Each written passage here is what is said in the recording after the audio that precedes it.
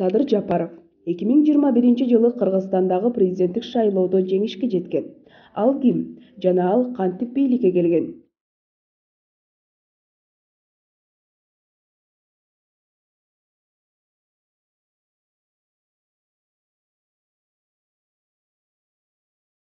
Жапаров Садыр Нуркожоевич 1968-жылы 6-декабрда Ысык-Көл облусуна караштуу Түп районунун Кең Суу айылында туулган.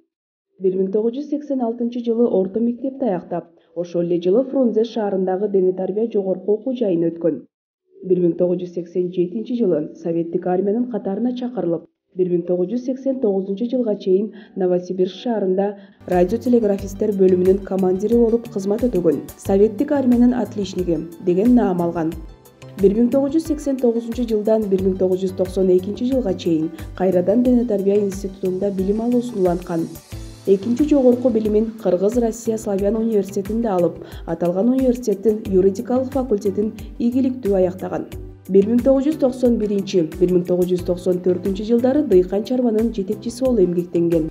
1994-1996 жылдары Каракол шаарында жайгашкан Керкей ишканасынын башчысы, 1996-2001 жылдары Гузель ишканасынын генералдык директору, 2001-2005 жылдары Балыкчы шаарында жайгашкан Нур нефтегаз нефтини кайра иштетүүчү кичи заводун куруп, ал ишканада генералдык директор кызматын аркалаган.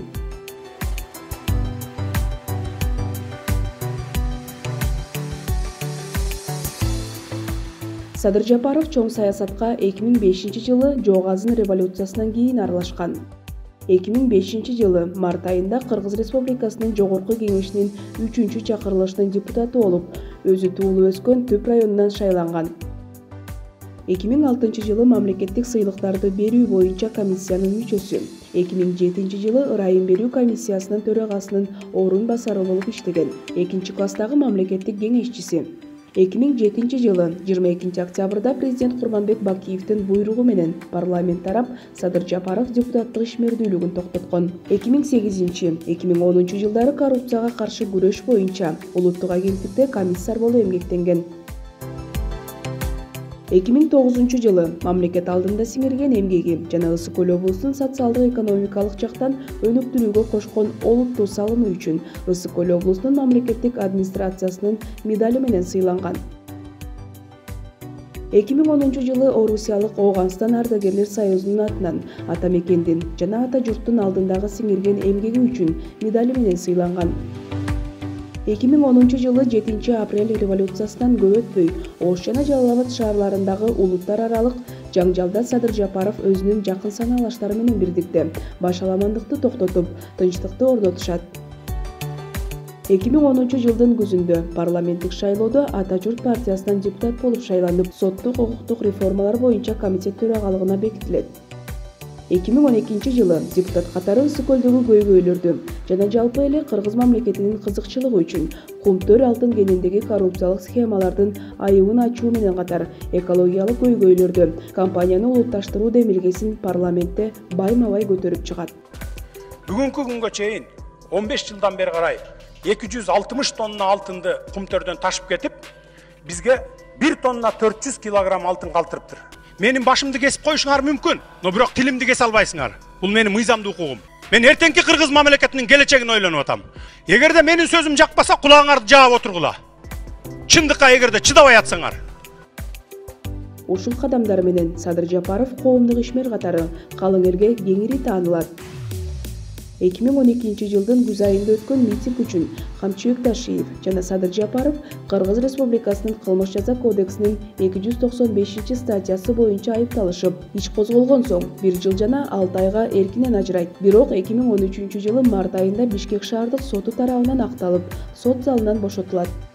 2013 жылы 27 июнда Каракол шаарында Кумтөр маселеси боюнча эл митингге чыгып, ошол кездеги Ысык-Көл облусунун губернатору Эмилбек Каптагаев барымтага алынат. Бул иш боюнча Кубанычбек Кадыровду жана митингдин уюштуруучуларынын айрымдарына иш козголуп, Садыр Жапаров өлкөдөн чыгып кетүүгө аргасыз болгон.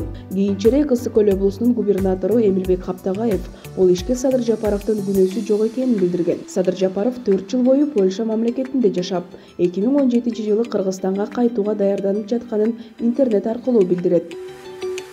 2017 жылдын 25 мартында Кыргыз-Казак чегарасынан Садыр Жапаров түз эле УКМКнын абагына жеткирилип, массалык башаламандык уюштурган жана бийлик өкүлдөрүн барымтага алган деп 11 жыл 6 айга эркинден ажыратылган. 2020 жылдын 5 октябрь күнү бийлик өз ресурстарын колдонду. Парламенттик шайлоо болуп көрбөгөндөй бурмаланып, акыйкатсыз өттү деген калың эл аянткан нааразычылык акциясына чыгышып, 5 октябрдан 6 октябрга ооган түнү жалаң жаштардан турган топ саат 02:30 Ак үйдү басып алышат. Ошол эле учурда көптөгөн элдин колдоосу менен Садыр Жапаров жаза мөөнөтүн өтөп жаткан номер 1 колониядан бошотулуп, Достук мейманканасында өлкөнүн премьер-министри болуп дайындалат. 2020 жылы 15 октябрда Кыргыз Республикасынын президенти Сооронбай Жээнбеков бийликти өз каалоосу менен өткөрүп бергенден кийин парламенттин колдоосу аркылуу Садыр Жапаров Кыргыз Республикасынын президентинин жана премьер-министрдин милдетин аткаруучу болуп дайындалат. Садыр Жапаров 2020 жылдын 14 ноябрь күнү мамлекеттик жооптуу кызматтарга бир катар кызматкерлерди дайындоо үчүн буйрукка, анын ичинде мамлекеттик чегара кызматын УКМКнын курамына кошулуусуна буйрукка кол койгон соң, 2021 жылдын 10 январында өтө турган Кыргыз Республикасынын президенттик шайлоосуна талапкерликке аттануу үчүн арыз жазып, президенттин жана премьер-министрдин милдетин аткаруучу кызматын өткөрүп берген. Шайлоодон элдин 79,2% добушун алып, Кыргыз Республикасынын президенти болуп дайындалды.